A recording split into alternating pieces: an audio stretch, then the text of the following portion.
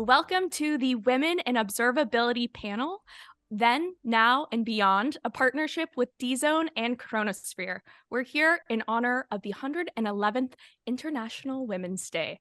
I'm Paige Cruz, and I'll be moderating. On the panel today, we've got Amy Boyle, a principal software engineer at New Relic, Adriana Villela, a senior developer advocate over at Lightstep, and Julia Blaze, a product manager at Chronosphere. Thank you for joining us today and sharing your expertise. We want to reflect on your journey with observability throughout your career. And first, I would love to know what signals, whether it be metrics, logs, traces, what signals or tools did you rely on at the beginning of your career? And is there any feature or particular visualization that you miss from today's tools? And we'll get started with Julia. Hi, thank you so much, Paige, and nice to meet everyone here. It's so funny, thinking back to the beginning of my career in tech. Well, the very beginning of my career, I was an art historian. So there was kind of a winding journey through finance and museums and research data back into the tech world. But when I first joined a tech company, I was really in a customer-facing role, and I was often working on high security systems that were in air-gapped or classified spaces. So the first time I really started to use observability, I would be on the phone with someone and I would say, hey, my software, this customer is reporting a problem. And they would say, okay, what I need you to do, because I don't have a clearance, I can't come on site, I can't access the system, but I'm the engineer who built it. So what I need you to do is SSH to this box and grep through a bunch of information to find this word, and then tell me what you see around that word. Repeat that back to me, and we're going to try to debug this from a distance together. So I really started out with logs and this kind of strange introduction to the observability world.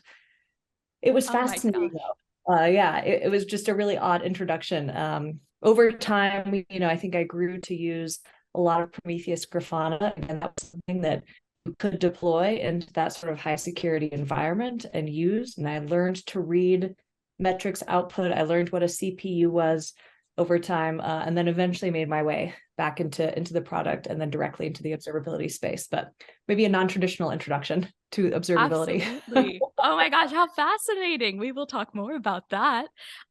Amy, would you like to share your first signal that you used back in the day?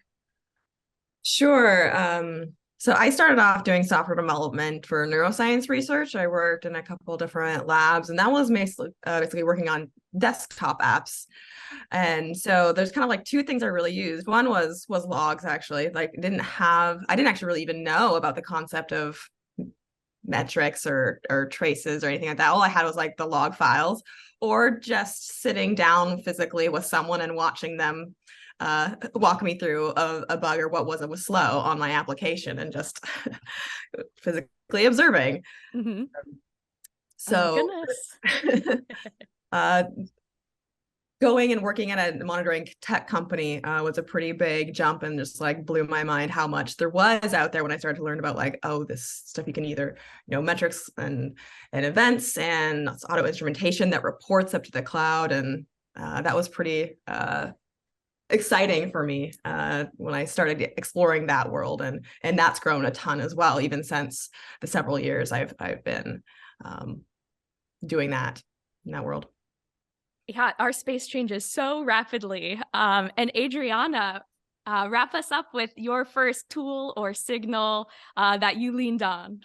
Yeah, I'd say, I guess, console print statements and logs, like from the early days. I'm dating myself. QBasic was my first programming language. So definitely relied heavily on console outputs. And then I spent 16 years as a Java developer. So logs were like my life, right? When debugging, and also did a bunch of database development. So leveraging those select statements, I got really, really good at Oracle, complex Oracle SQL queries to help debug. I journeyed into the observability world actually when I took on, so my position prior to where I'm at now, I managed a couple of teams at Two Cows. I managed a platform team and an observability practices team. And I had some inkling of observability when I joined, But I found myself in a position where I had to level up pretty fast. So I did a bunch of reading and I blogged about my experience basically. So I would say, I guess my next signal after logging was really traces. That's where, for me, I fell in love with traces. And I'm like, oh my God, this tells you like the end-to-end story of like your system. So for me, that blew my mind. And then it was kind of cool that I ended up working for an observability vendor as the next step of my career. So yeah, that's how I wound up here. I love it. And we have such a good cross-section of observability companies represented today that we all work at, which is one of the really exciting things about this panel, to get to talk across companies. So we've covered this a little bit, but were there any particular early projects or events that got you interested in observability, or what led you to apply to the companies that you work for today? Like I said, like for me, because I was blogging about like my observability experience, I got a message from my now boss after I posted a blog post on Twitter. And he's like, hey, how would you like to do this for a living? And I'm like, would I? This sounds like the best thing ever. So that's how I ended up at Lightstep. And Lightstep was one of the companies that I've been following. So I was pretty excited to be working with some people that like I knew about and admired from afar. Oh my gosh, a tweet landed a job. I love it. It was so cool. That's so unexpected. And Amy, what brought you to New Relic outside of the neuro world? So I had like, I would dabble in like creating my own like little web applications and things like that. And I was aware of New Relic because they have a Portland office. And I'd been going to, occasional meetups, and they would often host meetups and things like that. So I'd heard about them. And so I had someone kind of point them out to me, and I decided to, try it out. I'm like, see what it sounds interesting, see what's about. And so I had like a little Flask app of mine that I just built, I think. And I think it was like a little recommendation engine that I just built as a little toy. And I had installed like the New Relic agent and like logged in, and I was just like amazed. I'm like, this is magic. Like it's monitoring my app in real time. And all I did was like, pip install. And I was just like, it kind of like it blew my mind a little bit. I'm like, this is really interesting, and I want to know how it was done. And yeah, I ended up applying for and getting a position on the Python agent. And so getting to kind of dive deep into like how are we hooking in and getting those metrics. Oh, lovely. And you followed that curiosity past the Python agent team. And now I believe you work on, I want to say Kafka ingest. You got to correct me. I work on, so like the backend streaming data pipelines. So it's kind of like right in the middle. It's usually streaming, query, metric aggregation, that sorts of things. You do use a lot of Kafka. Yeah, where all the action is. And Julia, you had a long and winding path. What got Chronosphere on your radar?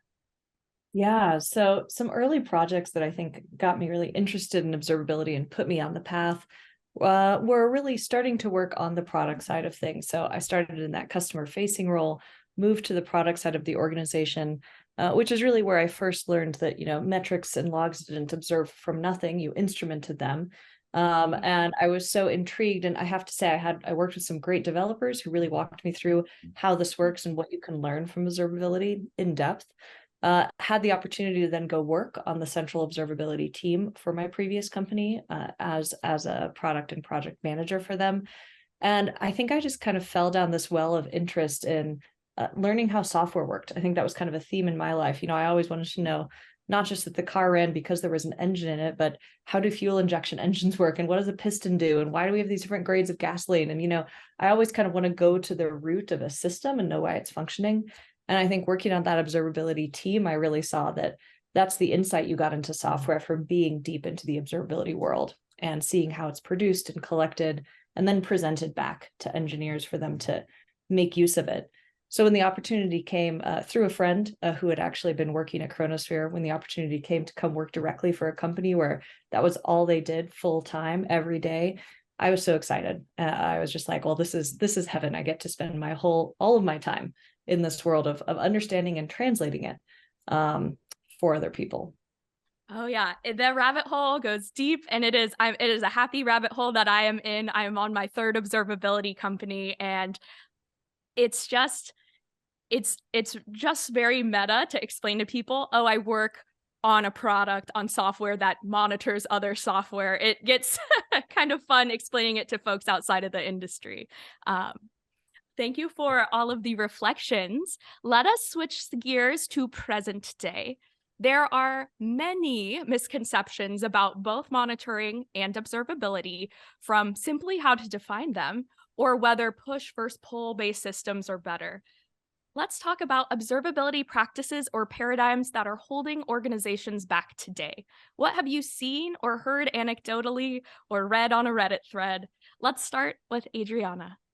So I can speak for from firsthand experience at an organization that I worked at, where I'd say one of the biggest challenges was getting teams to instrument their own code, because I think companies end up in this sort of chicken and egg situation whereby things are on fire, and so they know they need observability, and in order to leverage observability, you have to instrument their code, but they don't have time to instrument their code because things are on fire. And so then they have this tendency of going, oh, let's go to the SRE team, or let's go to the observability team, and why don't you guys instrument code for us? And of course, I'd say that is the most terrible practice ever, because these people aren't intimate with your code. They don't know what needs to be instrumented. So that holds people back. And the other one that I would say that I've seen is this idea that, so some people come from the old school, monitoring background of let's have a bunch of big ass monitors on a wall with a bunch of dashboards, and let's stare at them all day and see if something breaks. And to me, I feel like that's an observability anti-pattern. But yet a lot of organizations that claim to, want to practice observability, they still find themselves in that situation where they are beholden to the wall o monitors. And again, I feel like that prevents them from really moving past the old way of thinking and into the new paradigm shift of observability, where really it's about following those breadcrumbs to answer the question, why is this happening? And I don't feel like monitors, dashboards necessarily give you all of that. Could not agree more. Amy, what are your thoughts? I'm thinking, so I think this kind of general approach, maybe a mindset, and thinking about observability as part of the development process. Some of the things that I feel like I've run into are kind of being surprised by things after the fact, and needing to think about testing. You have your testable code, thinking about observable code, and when you're making a change, how do you already have the signals in place that you're going to be able to sort of know what happened, know both the impact from, say, performance perspective, but also maybe from customer impact sort of perspective, and really thinking about it as part of when you're writing the software, can I build this in? And that kind of ties in a little bit, I think, with what Adriana was saying, which is if you make it part of your development process, that you it grows more organically than having to come in and just sweep through and try to make your code observable in a sort of disjoint sort of way. I'm hearing instrument as you go. Lots of good strategies here. And Julia, what have you seen in the field as far as practices or paradigms holding organizations back from unleashing true observability?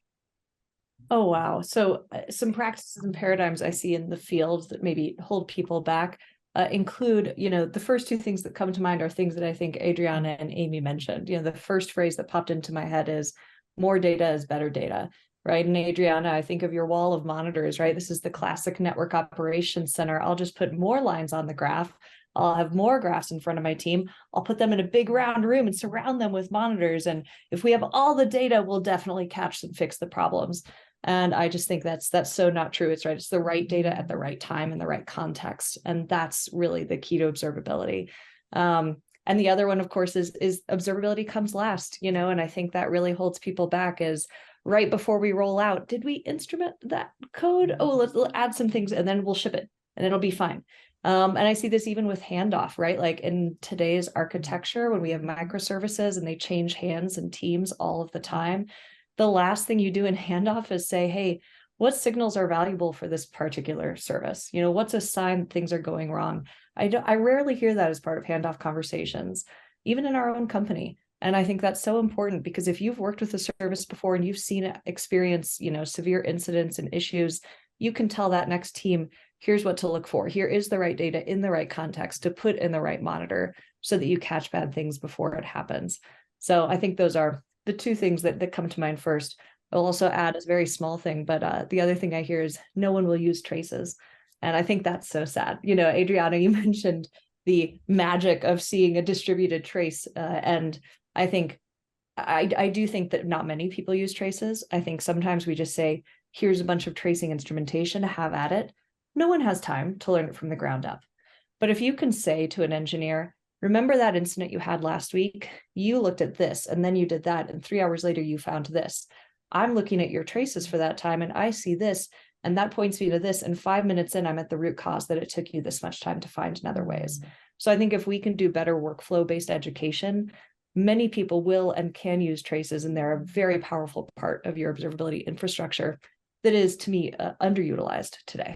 I could not agree more. And a really interesting disconnect that I hear is for folks of us that work in observability companies, we have been working on tracing products, the last 4 or 5 years. And so for us, these conversations and thinking about tracing and workflows is almost common, almost mainstream.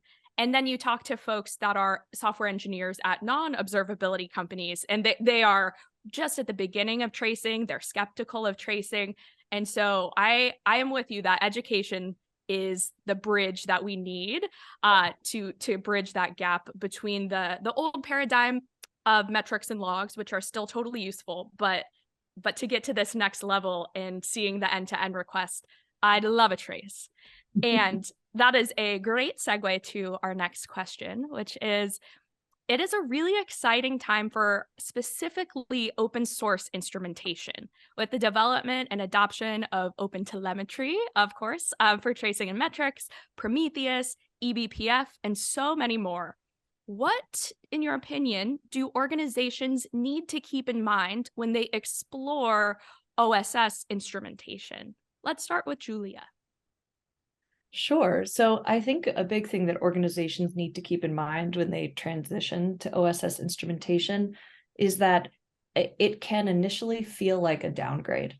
I think if you've been using proprietary software and systems, you understand how things work, you're probably very comfortable with them, your devs speak that language.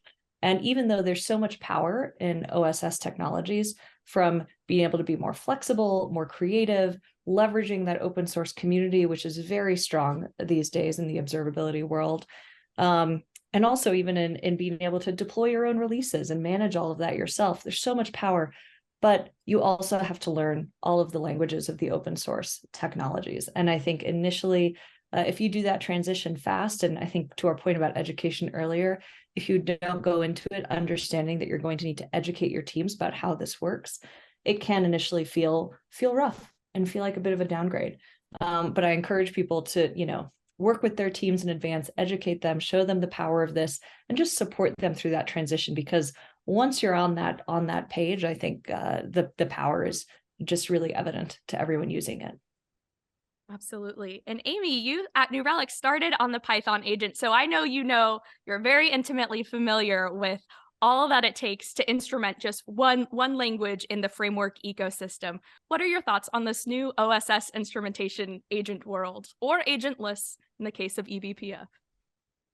So I think it's really exciting. I think it's going to allow us to, as an industry, try to help standardize on things and some of the especially. And I think that when it comes to like what's holding companies back, I think it depends on whether they're a small or large company. Like smaller companies, just getting some metrics in can be really important when you don't have anything. But like with some of like the larger ones or the more mature, discoverability and portability tend to be like a really bigger issue. And I think that the OSS tooling can help with us with that kind of both within companies and as an industry to try to be like, this is, we'll start getting a little bit more standard on the way that we have our data models or maybe even some of our naming. And I think, even as a vendor, it can help us free up maybe make some of those data model decisions for us, which sometimes can be challenging. But I think it also will kind of allow us to focus on like what the real value add for us and our products are. If we race and not just that we've got you locked in because you've embedded our code into your code and you've got a vendor lock-in. So I think it helps drive better products, actually, as well. Absolutely. I'm very excited about the world of instrument once and never again. Or decorate later. Instrumentation won't go away, but I would love for developers to focus on adding that the business value span context or logs and all of that jazz. And Adriana, what are your thoughts here? I know you're quite active with OpenTelemetry, so I have a suspicion that might be your favorite product or tool. Yeah, definitely. Big advocate of OpenTelemetry. Even before I joined Lightstep, I would say getting into the open source tooling can always be scary, and I've experienced it working at large enterprises where they're like, wait, I'm not paying a vendor for this. This is kind of weird. And they're almost like looking for someone to throw money at. But it's like, if you write Java, like Maven and Gradle for building your jars, like they're open source tools, there's no one to pay for this. So like, on the same thread, like using any open source tooling, like when you're deciding to use it, I think you have to ask yourself, like, you have to understand what you're getting into, right? Like when I was at Two Cows, I ran the observability practices team there, and I wanted everyone in the organization to switch from using a vendor provided SDK for instrumenting their code to using OpenTelemetry, so that it would give everyone that freedom to switch. If they wanted to switch to another vendor, they could. But it also meant knowing what it was that we were getting into. So how widespread is OpenTelemetry? Is this thing going to stick around, right? How many people are using it? And these are all really, really valid questions. And if you're a large organization, or maybe even a small organization, looking into tooling like that, you will want to answer those questions or know the answers to those questions. The other thing I would say is, if you are venturing into the world of using open source tooling, I think it's important to know, like, how often is this thing maintained, right? Like how often are people contributing to it? But also, if you're going to be using it, encouraging folks in your organization to contribute to it. Like at my previous job, I remember there were a couple of issues with, I forget, I think it was like something in the OpenTelemetry collector, and my team was like, oh, we're waiting on a fix for blah blah blah, and I'm like, well, why don't we put in a fix for this so that we can move things along? Like, we're reaping the benefits, but let's also contribute to it and make it better. Yes, I think that is the beautiful part of open source, is that it should be both a give and a take. And I think about how Terraform did a great job opening up their providers. And when I was at Lightstep, we worked on the Terraform provider for CodeFresh, and being able to write our own tooling to serve our needs and then contribute it back was really rewarding, as like personally, and for obviously our company. And it was wonderful to get to share that with everybody. So I totally agree with you there. And since we have such a lovely cross section of roles, I'd love to hear how you use observability data in your day-to-day to help make decisions or plan. And Amy, I think you might have the most straightforward use case of all of us, but share when the observability data comes up for you and how you put it to work. Yeah, so I'm an engineer and architect now, so it's kind of two different flavors of similar things. So it's going to be either I'm working on something, either working on a prototype or pairing with the team, and I'm looking at either some existing metrics or I'm adding some as part of that work. Part of being doing that is having a performance impact, looking at CPU, memory, bytes in and out type stuff, as well as any sort of metrics that they've added that'll tell me whether or not the functional impact is happening. I'll also take a step back sometimes and think about what is the direction for our software that we need to take? Where are our large data flows coming in? How much are these different paths being used? So when thinking about kind of more of the strategic level of design when it comes to software, making sure I can understand, I use the monitoring to make sure that I can understand our system, how it works, so that I can see, so that I can design the best direction for it to go in as well. Sounds like a very essential part of your toolkit. And Julia, how do you, as a product manager, use or rely on observability data? As a product manager, I think I rely on observability data quite often for that kind of strategic planning and direction that you were talking about, Amy.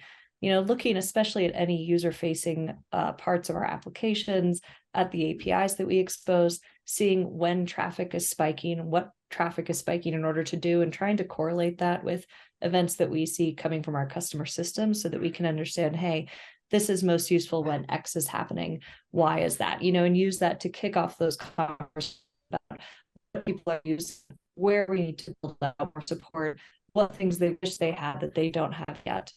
I think also, though, to come full circle to just that development process, I think we actually use tracing on my team quite a lot to monitor new parts of our platform as we roll it out. Look at that performance, understanding what's happening throughout that distributed architecture, and root causing issues even in early dev and test environments to make sure that we resolve them before they go out to customers. So I really enjoyed working with my team. They're great at using traces. Again, I hope people continue to invest in those, especially early in the development process. I am with you. And Adriana, I think you would agree, more tracing for everybody. And how do you, as a senior developer advocate, how do you put observability data to work? It's kind of an interesting couple of use cases that I can think of. I guess on the one hand, I put observability data to work when, say, I'm working on a demo for something that I if we're partnering with another organization, for example, and we're trying to POC something. I found myself at times basically working on a POC and trying to debug it, and then I have a little voice in my head going, oh, you can't see it in the observability system. You haven't instrumented it properly. And so I'm trying to make sure that I follow the advice that I give to other people in terms of troubleshooting. But then there's also using observability, I guess, in a more abstract manner, which is when speaking with different organizations, even within the open telemetry community. For example, so I'm part of the end user working group in open telemetry. And one of the things that we do is bring users of open telemetry together to talk about how they use it in real life. And sometimes it involves giving advice on how to best use instrumentation. So it's not so much me using the instrumentation personally in that case, but rather educating other folks on how to instrument their code to get that observability, to get those observability superpowers. Yes, that education is so, so critical, especially for folks who don't work at observability companies like us, who don't have the luxury of thinking about this stuff day in and day out. So with that, we've covered the past, we've covered the present. Let us gaze into the crystal ball of the future and wrap up with a prediction for the future of observability, from either adoption to career titles like observability engineer, tooling advancements, or your far-fetched theories. Adriana, would you like to share your prediction for this year or the next 2 years of observability? Yeah, definitely. So two things come to mind. First of all, my prediction is that observability won't be a separate thing from software delivery. It's something that should be baked into development, QA, and SRE. So it should not be off on its own little corner, because it's essential to all three. And on the same thread of observability being essential to QA, one of my predictions is that trace-based testing is going to become a big thing. And for those in our those of our listeners who are unfamiliar with trace-based testing, it is basically leveraging existing traces to create test cases. So I guess the most common use cases for QA is to leverage traces to create assertions for their integration tests. And there are a bunch of really cool tools out there that are worth giving a shout out. There's Trace Test, Helios, and Malabai. So I'm hoping that there are others out there that I'm not even aware of. I really want to see a growth in trace-based testing, because I really think it's going to really help give everyone super duper powers in observability. Lovely. We've got 2 good predictions on the table. Amy, what is your big vision that you see for observability in the next year? I think it's something like on making better sense of the data, especially when it comes from disparate sources. That's something I think I've spent a lot of time thinking about lately, is like, how can my observability, just like build my architecture diagrams for me, and in a way that's showing both what it looks like and kind of like what where the problems might be in a cohesive way. I feel like it's hard. It's easy to get those in pockets, but getting that in a way that for larger systems as a whole has been challenging. And I really like to, I'm excited that, like, the more that we're doing with, say, like distributed tracing, I feel like we're getting there, but it's still not even for an observability company, like we don't just have a place where we can go and see that. And I'll add to that. I would love to see not only the real-time architecture diagram, but also would love to see the historical evolution, to go back in time and see how an architecture for a particular part of the stack changed. That would be a fascinating journey at New Relic, to watch the Ruby on Rails explode into a constellation of complexity. And Julia, putting your product manager hat on, I'm very curious what predictions you've got for the future of observability. Gosh, can I say 2 predictions for the future of observability page? You may. So I think, one, tactically, I see observability evolving to a place where it really is elastic in terms of the amount and level of information it collects depending on the context. So I see observability becoming context aware and saying, I see a trend line here, I'm going to turn up the log level for you, or I see that the crisis seems to have passed, I'm going to turn this down, I'm going to collect less because now we're out of this moment. I think there's a lot of manual work still when it comes to making an observability system responsive. I think that's often why we end up with the more data is better data, because you just don't know when the crisis is going to come. But I hope our observability systems evolve and say, hey, we can actually see when the crisis is coming, and we're going to help manage that for you, and also manage the wind down for you, so that you're never paying for more than you need to have. So I think that's kind of my tactical prediction for all of our systems in the next couple of years. I think my strategic prediction, if I can put that hat on for a moment, is that we see a clearer path for observability officers or for observability teams to be a core component of operations teams. I think you have COOs at traditional companies. I don't think you're going to be able to be a COO unless you have a deep understanding of observability and what it's telling you about your company. More and more companies, even those that have a lot of brick and mortar operations, run on software, and that software gives you a lot of insight into your business. So I just see a really interesting growth path from observability manager to chief operating officer, and back down that pipeline, COOs relying on their observability teams for strategic insights as they plan out their business growth and operations every year. Ooh, take me to this future. I want to live in the future you have all painted for us. And maybe Chief Operating Officer becomes Chief Observability Officer. We can dream.